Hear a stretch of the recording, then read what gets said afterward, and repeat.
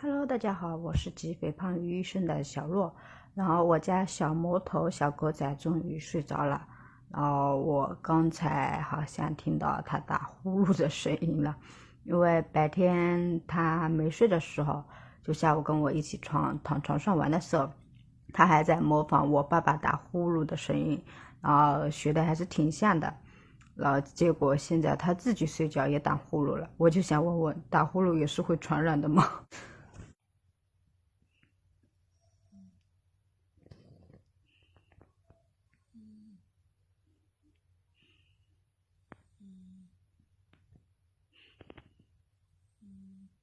哦，朋友们，你们听到了吗？那呼噜声虽然不是很响，但也是觉得打呼噜是会传染的。然后我现在因为现在已经快5点了嘛，我要去烧我的减肥汤了。我们下期再见吧，拜拜。